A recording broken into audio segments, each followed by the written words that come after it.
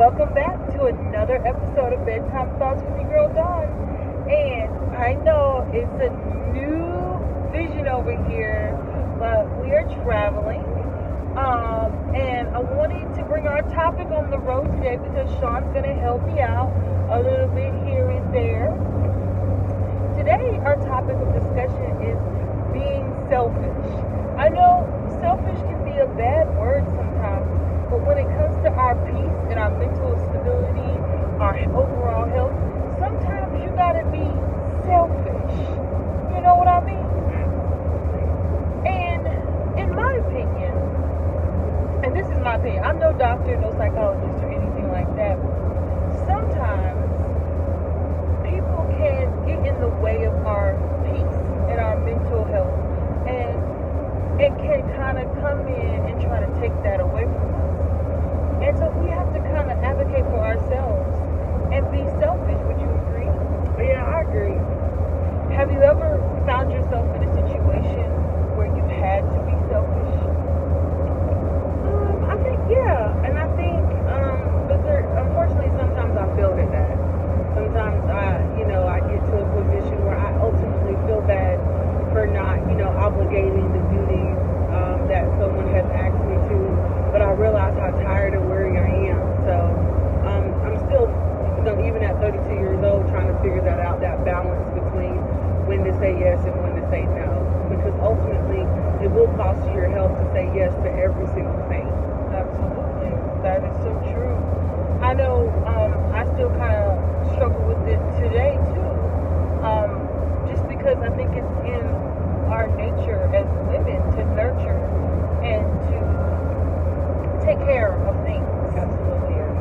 And so sometimes it can be very difficult for me to be selfish in a situation where I feel like someone needs my help, or I feel like I have to help in this area, or I feel like I should be able to handle it, and then after that I'd be able to get that rest. But then, you go and do this one thing, and then there's another thing after that, and then there's another thing after that, and next thing like the layers don't end.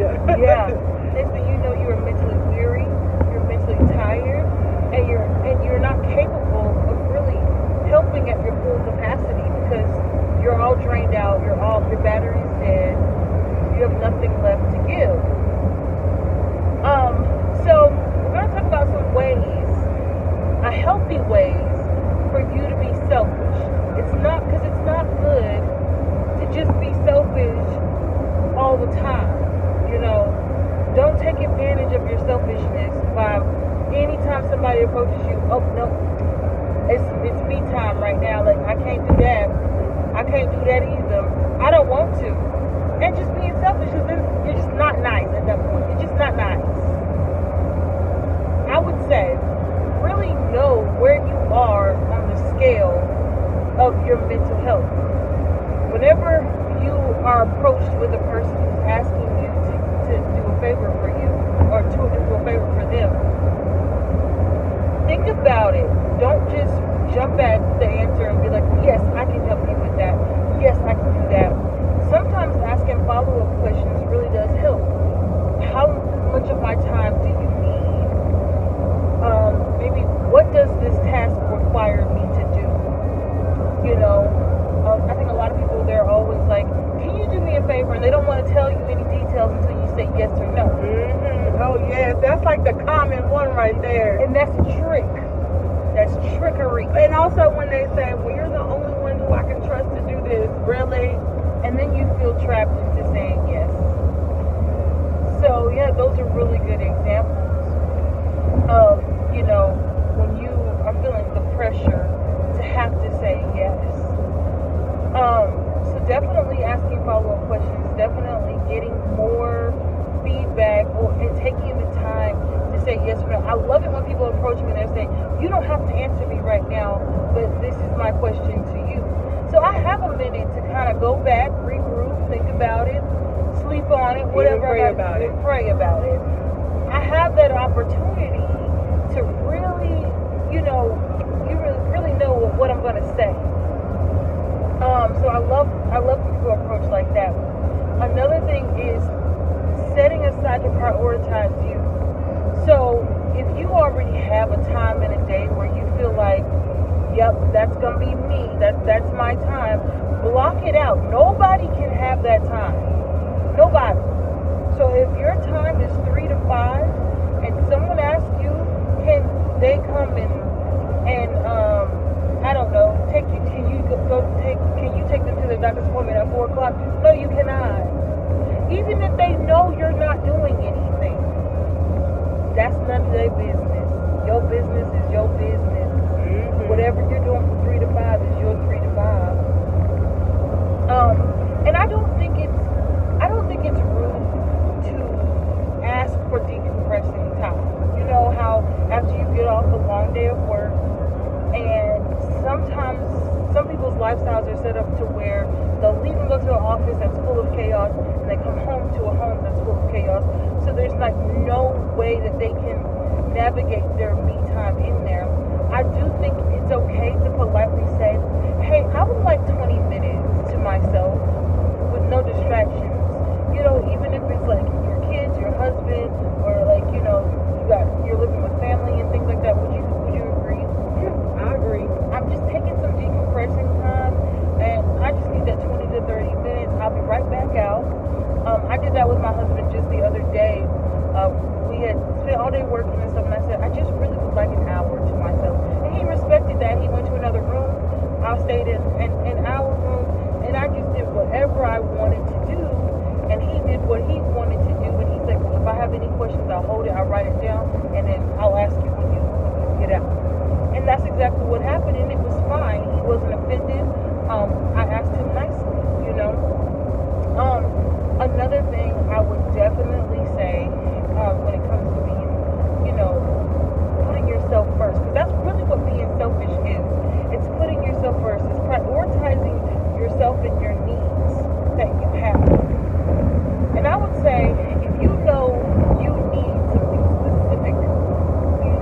specific, and maybe it's something that someone else has asked for, I don't think it's wrong to say no if you know that person's in need and that's something you need. One thing, a rule I always live by, especially if it's monetary. If someone asks to borrow money from me, and say I only have $20, and they ask for $20, well, I know I need the $20. I will not give you what I need. Right. You can't. I mean, you could, but you can't. Right. So, ultimately. Right, because I could easily hand you over my $20, but then here comes a bill that's $20, and I no longer have bill money, but you have whatever it is you need.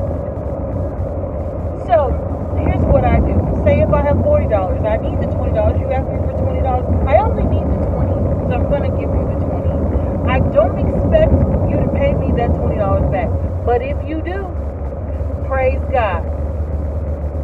I'm not going to be mad at you if you don't give me the money that you borrowed, because borrowed is used loosely these days.